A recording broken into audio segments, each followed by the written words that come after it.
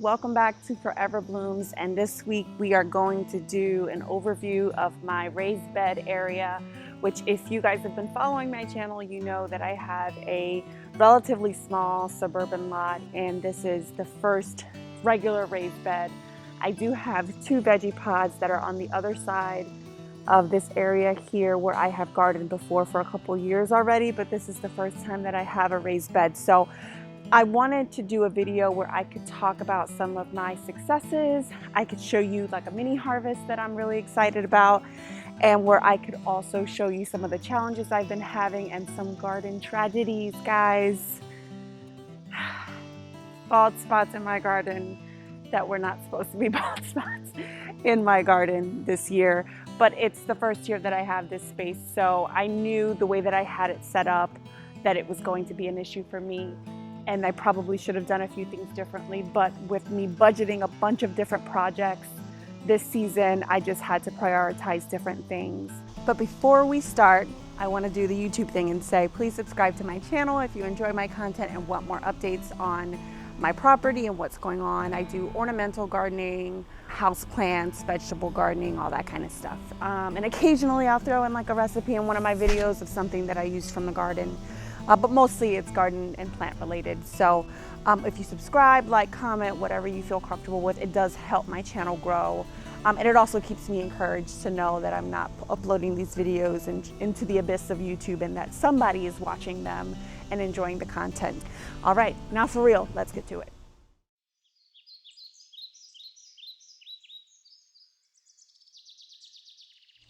Okay. So first and foremost, I want to start off with the negative. And the reason that I'm doing that is because I want to cheer you up at the end with all the positive harvesty stuff, updatey type stuff. All this here used to be edamame. Basically, my groundhog that lives right like behind, underneath a shed on my property, we've been co-living and coexisting peacefully up until now. And it started off as a little bit of nibbling, and I didn't even have this here up, which is an old fencing section that was left over on our property from the previous owner. And so he was just snacking at first, and I thought, well, if I don't have the money, the time, or the energy to put up fencing this year, and this is the worst thing that this groundhog does, like whatever. One day I came out, big mistake.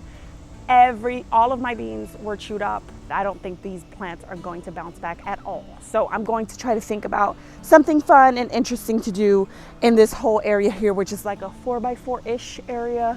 And also in my head thinking about what I'm gonna do for fall plantings. So I'll keep you guys up to date on that.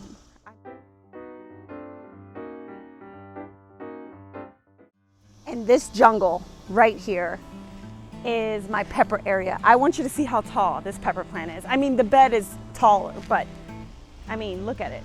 It's almost to my shoulder, the height of this pepper plant. But one of my goals in my vegetable garden this year is to grow things that I can put into a sofrito recipe. If you don't know what sofrito is, it's S-O-F-R-I-T-O. And it's a Latino marinade. It's primarily used in Puerto Rico, and it's delicious. So what you do is you grind it all up in a blending machine. People have different recipes of what they put in it, but it's essentially like peppers, tomatoes, onion, garlic, culantro, which is also correcao, and cilantro. Some sort of variation of that with some salt and pepper and oil, and you put it all together. And I like to freeze my sofrito, and I plan to probably freeze it in like these big cubes so that I can use it in soup, stews, marinades for chickens and other kinds of meats and stuff like that. And so that's one of my goals for this area of the garden. So I'm gonna come around this side of my garden bed, which is like the back side of it, and show you what the pepper plant that I'm gonna harvest looks like right now. It's a Cubanelle, which produces these big like yellowish lime green peppers that are really popular in Latino cooking. All right, let's see if we can get in here. Look at that. Look at that monster. And as you can see, this is a lavender plant that I have on this side. And this is a whole branch that fell over because it has the Cubanelles on it, and it's just too large. So it's time to harvest some of those, and I'm probably gonna go ahead and use some plant supports to keep those up because it's only gonna get worse from here. This plant is huge. This one right here is called Ahicharapita. I seed started this a long time ago, and it takes forever. I mean, it takes such a long time. And the peppers are teeny tiny. See that? They don't get that much bigger than that. And they turn like an orange color, and they're really, really spicy, and I plan to use them in ahis.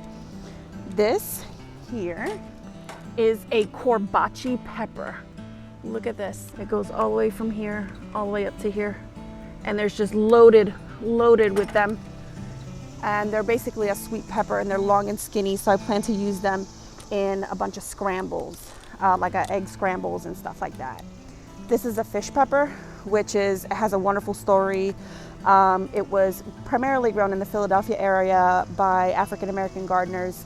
It has a really rich history, and it's variegated foliage as well. And it's used a lot in seafood, which I imagine that's where the name came from, fish pepper. This is a monster. This is the one that's almost up to my shoulder right now. And it produces peppers like this. It's called Pinguito de Mono. It's a Peruvian pepper. And if you are Spanish speaking, and particularly Peruvian, that name will make you chuckle, because if you Google it, it's a naughty, naughty word. This is a red bell pepper called lipstick pepper, and they do age to a red. And this is another one I'm using in my sofrito. And this here, whew, we had a big rain in New Jersey, have been having big rains in New Jersey. Look at this, it completely fell over. So I have to trellis this because they're not done maturing yet, nowhere near done. Here are my tomatoes. This is a cherry tomato called Sun Gold Cherries, and they're delicious. They're not a heirloom. I am a big proponent of heirloom varieties, but this year I was so curious about the Sun Gold cherry tomatoes because everyone talks about them like they're the best thing ever. And so I had to try them out at least one year. Next year I might try to find a good cherry variety that has a similar texture and flavor, because they are really, really good. Then I have here Amish paste, and those are what they sound like. They're a good tomato for making paste and things like that. They're not as juicy. They're more like a thicker sort of texture to them than the average, they're not like a beef steak. But people use them in all different kinds of ways, and people grow them because they are a versatile tomato that you can use for a bunch of different things. And over here, this big giant, I don't know if you can see it, that is a beefsteak type tomato called soldaki. So I'm going to give a shout out to James Prigioni. If you don't follow him, he has a huge channel on YouTube, and he's based out of New Jersey, which is where I am. And on his channel, he recommended soldaki. He said that they do tend to split. They're an old tiny heirloom variety, but the flavor is phenomenal.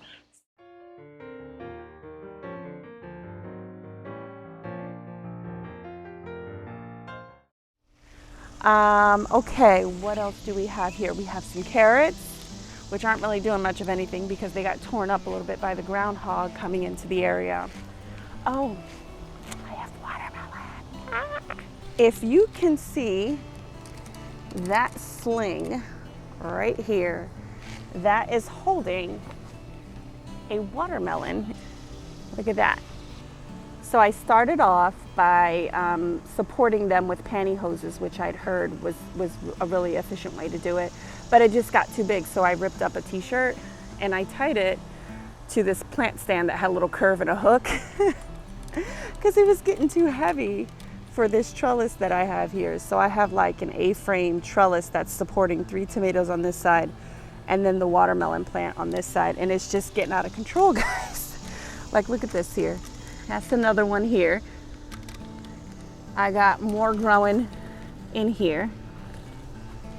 More in here.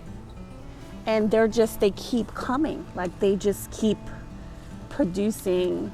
There's another one in here somewhere that I always forget where it is. And then this here is Mini Love. And I've talked about this on my channel as well. And so far it has 3 watermelon, although one appears to be rotting out on the ground. But the 2 that are trained up this very large tomato cage are doing wonderfully. It's only the one that's on the ground that's rotting out. So I don't really know why that happened, This is my first year growing melons, and I've read so much online about how beneficial it is for you to trellis your watermelon because they get additional air circulation. It's easier for your pollinators to spot the blooms and pollinate your plants, and it just leads to less disease and pest pressure. So I just decided to give it a shot, and it looks like they're really healthy. All the leaves are healthy. The soil, it seems to love the soil combination that I had here and in the first year of growing in this bed. So these are mini loves. They grow to about this size. They're not that large, and they're meant for container gardens and small spaces. So I thought it would be perfect to have this growing on a trellis here.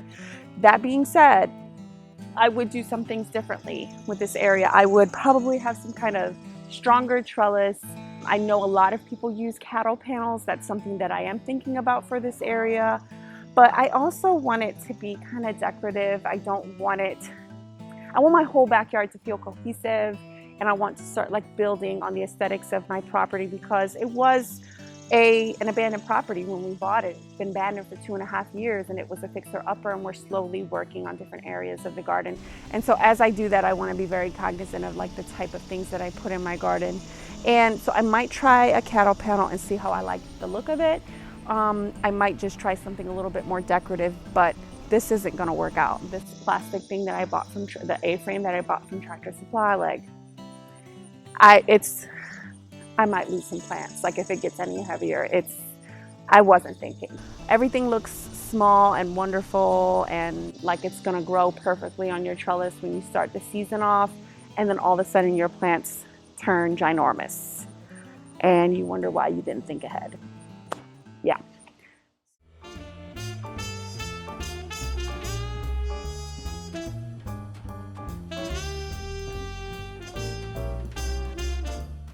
Maybe I'll harvest some of those peppers on that Cubanelle pepper plant, and part of it is due to just the weight of stuff that I probably should be harvesting. Oh yeah. Actually, there's a channel based out of the Dominican Republic, and I can't remember the woman's name because I just started watching her channel, but I will link the video where she talks about her harvest and explains that when they start turning like a yellowish color, that's when she knows they're ready to harvest. That is happening on some of these, and I want to harvest them and increase production on these plants and also reduce some of the weight here. Oh my goodness. These are, my word.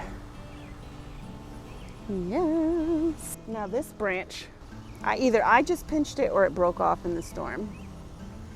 We just lost, let me see how many were coming in. 1, 2, 3, 4, 5 potential peppers because I didn't properly stake them early on in the season. I have no one to blame but myself. So I'm just gonna harvest this one even though it's a little bit smaller than usual. You can still use them and eat them, so. All right, let me go around the back side, see what I can find.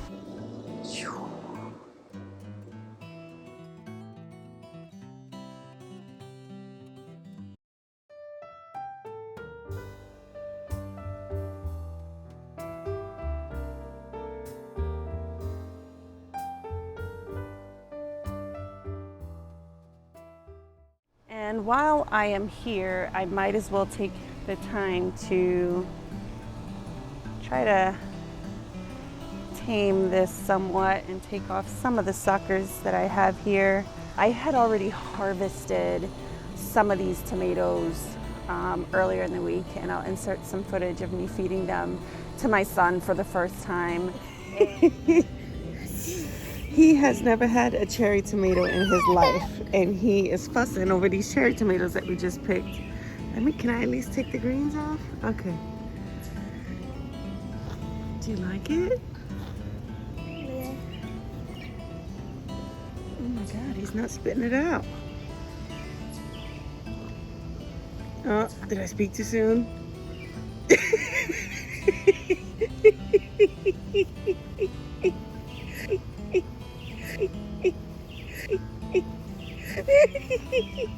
Do you not like it or do you love it? I don't know. No, do you like it? This is the true test, guys. No, you want some more? Yeah. You want some more? And he did ask for a second one, so even though I think it caught him by surprise when the tomato popped in his mouth, he eventually did ask me for a second one. So I have only ever grown basil in either pots or my veggie pods, which are right over here, medium size, and then the large size Vegepod here. And they do so well because they just love that like moisture retention. And they didn't catch any kind of disease in there last year despite the excessive moisture in there. But this year I am growing some here in the raised bed area. If you don't know about how to increase your basil yield, basically the trick is you just keep harvesting, just keep pinching back on them. So this here is the top of the basil plant. Oh my God, it smells so good. And what you're gonna wanna do is look for a Y underneath. So this is an example. You see how with this big stem underneath it, it has like a mini stem with basil coming out and another mini stem on this side with basil coming out. What you wanna do is come in here and pinch it. And what will happen is this one will turn into a branch this way.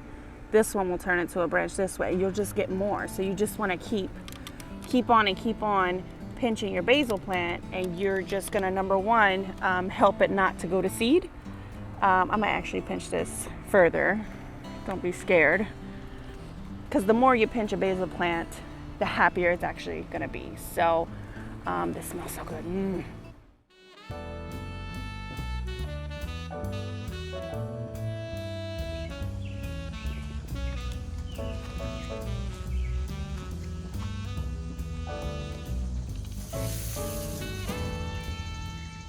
So this is my Brussels sprout, and as you can see, I have been thoroughly neglecting it.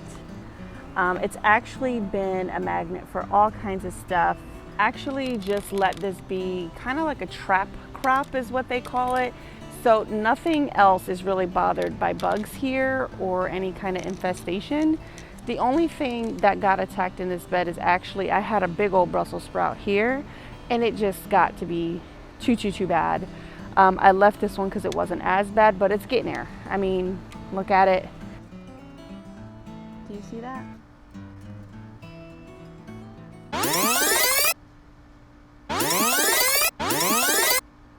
Oh, there goes another one. That right there. They're just eating, and they're all over this plant.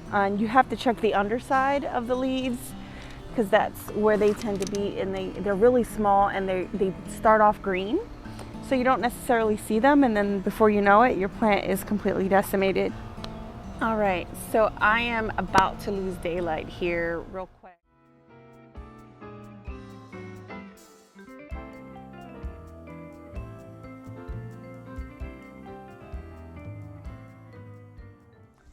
Day 2 of trying to finish this project, and I have a garden helper today to help me pull up some of that, some of the bush beans I was telling you guys about, and the edamame, because they're not going to bounce back. So I'm going to harvest what I can. You want to help Mama? Yeah. Okay. Just like that. Good job. I just want to show you guys what would have been with the edamame. Just so sad. All right. Thank you. And these are some of the smaller purple, I think these are purple teepee beans that just didn't make it on one of the plants that died. So if you guys ever wonder why my beds are not fully mulched,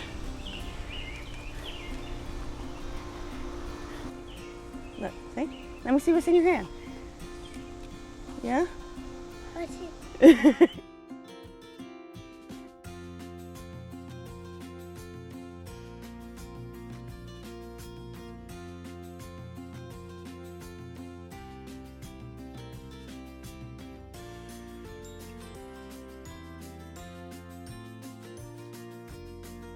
There's like one good-ish bean on here. And, oh, there's a weed. These are rutabagas here, and they did not form any kind of root. They just look spindly and pathetic. Say bye-bye. Bye-bye. Okay.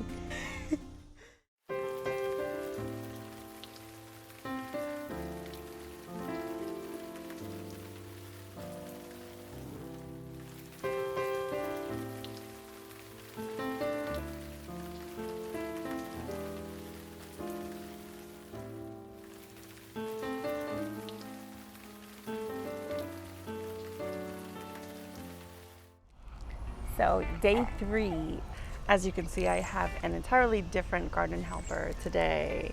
Do you want to pick some of the orange cherry tomatoes for me? Yeah. Yeah, I think it might be easier if we come across the backside here, Sophie. Oh, my watermelon fell. What? My watermelon fell. What? I don't think the vine broke because it doesn't look like it's sagging, but the I think the watermelon's too heavy. It is too heavy. I think that is a good observation, Sophie. I have been using, and I've already talked about this, a really weak sauce type of plastic A-frame trellis that really, I cannot actually blame the trellis. I blame myself for using that because I am using it not for its intended purpose, and tried to repurpose it for a watermelon trellis, thinking that if I planted dwarf varieties that it'd be okay. This whole thing just fell. I might just leave it because if I put it back up, it's probably just gonna fall again. Oh, there's a bee on that pollinating my watermelon. That's great. I'm gonna just lift the leaves And up off the floor to reduce the risk of disease and still have at least some of the benefits of trellising the watermelon without actually running the risk of it falling again. I'd rather have the leaves like somewhat elevated off the ground and just have the watermelon on the floor. Lesson learned for me for next year.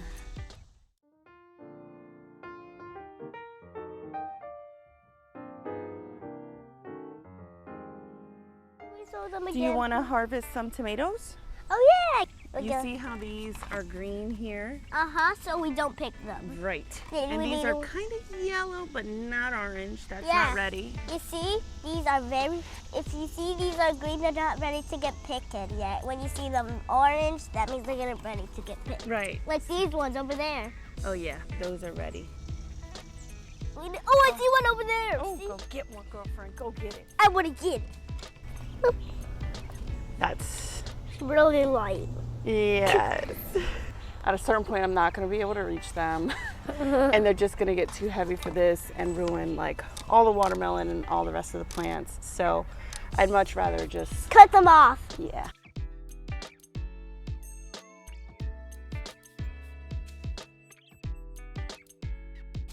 One thing I learned about my garden this year is that the soaker hoses don't work for me the way that I need them to work. You know, I've had to use this even though I do have soaker hoses. I have a 50-foot soaker hose. This is a 4x12 bed, 15 inches deep.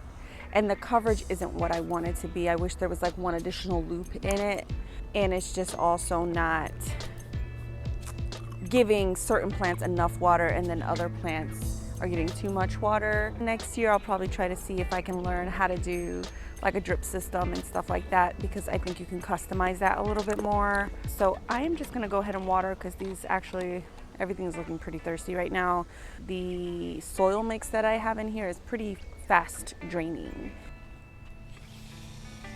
So right now I am giving the carrots in this bed some additional water, as well as the watermelon and the tomatoes here on the left side of the bed, because the carrots were planted underneath and interplanted with the bean plants.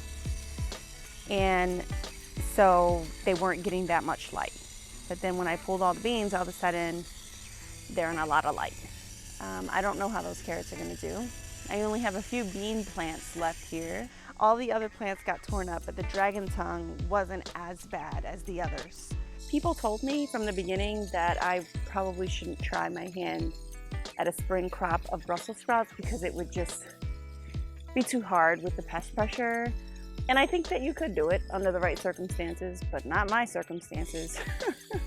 I just didn't want to pour the effort that it was going to take to making the Brussels sprouts successful. It would have required me to be coming out here and spraying and watching them 2 times a day, and I just don't have the time for that. You know, you guys will learn by watching my channel that I'm quite a lazy gardener in many ways. There are some things that I am neurotic about, and I do come out and check multiple times, but many times I like a garden that is sort of autopilot. It's why I want a raised bed. I don't want to have to mess around with soil quality. It's why I had the soaker hoses trying to automate the whole situation. That didn't work out.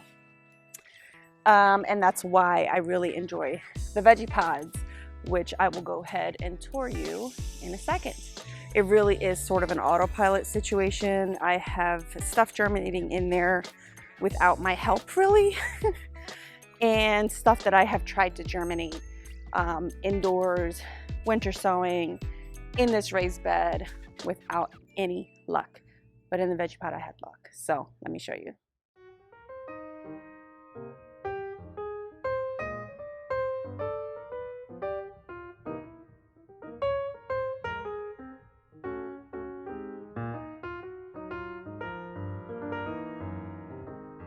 So if you are new to my channel and don't know what a Vegepod is, it's essentially a raised bed on legs, and you fill it with potting soil and perlite, and then there's a water reservoir underneath that fills up, and it functions as a wicking system so that you can bottom water your plants, which is generally speaking a very healthy thing to do. So on the right side of this bed, I have some June bearing strawberries that produce wonderfully earlier this spring, and of course they're June bearing, so they're only producing fruit in and around June. So that means that right now they're tuckered out. I cut them all the way back, and this is how they've grown in a matter of a couple weeks. And now they're putting on runners, and I'm kind of gonna let them, because after next year these June bearing are probably not gonna be producing the same way that they were when they were younger plants. So I'm gonna let them produce some runners, and I already have some behind on the patio here getting ready to go. Here I have recao. Let me show you my recao. This right here is recao that's germinating. This is an herb that you kind of use in a lot of Spanish cooking, specifically Puerto Rican cooking, and you put it in your dishes. You also put it in the marinade that I was telling you about, sofrito. So here is an ever-bearing strawberry variety, and it's just got so many berries on it, and I can't eat them because my kids fuss at me when I eat them. Oh man, this one I should have picked sooner. See that? I left it on here too long. That's all right. It's just, so if you were wondering with the canopy if there's an issue with pollination, there's not. So here is a purple opal basil that I already went ahead and lopped off already, and oh my god, it smells so good. And I have regular basil back here, like Italian pesto basil. And here on this side of the bed, if you can see it, I have cilantro growing. So I have regular cilantro and I have slow bolt. I'm really looking forward to this because this is also something that I use a lot in soups and stews in the fall and winter, and in marinades as well. So I love to be able to come out here because the Vegepod does have a clear cover that you can put over this, and it's called the hothouse, and it basically functions as a season extender for your Vegepod, which already creates sort of a microclimate for your plants because it has this canopy. So this one is a medium one. I won't belabor the point about the awesomeness of Vegepods, but I have carrots going in here and some basil, additional basil in the back there. And then I have some leftover pepper plants that I always have a little bit of extra because I like to seed start more than one variety. Just in case one of them bites the dust, I have an extra, like a backup. So the point is that this regular canopy already creates kind of a microclimate for your Vegepod, but then when you add, in addition to that, the hothouse cover that you can buy as an extra, even more so. I'll insert some footage of me like gardening in the middle of winter, and when I say the middle of winter, I mean I literally went out there in my pajamas and some boots in the snow, and I cleared the snow off the top of the Vegepod to basically allow me to be able to enter the Vegepod where there was kale and other stuff going in there and garlic as well.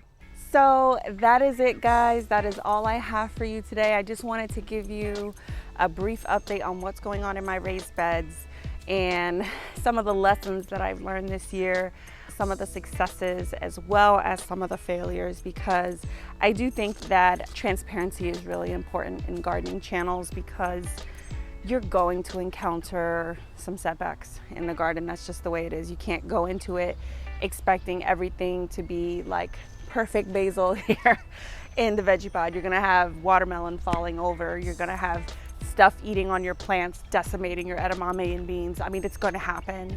So, you know, I do like to be transparent, particularly for the new gardeners out there who would go into it like, you know, gung-ho and learn everything and be the encyclopedia, and then they get out there and it's everything they'd hoped for in some ways, but also kind of nightmarish, trying to get the pest pressure down and the critter pressure down and all that. So I hope you stay encouraged. Hope you guys have a good week. Bye.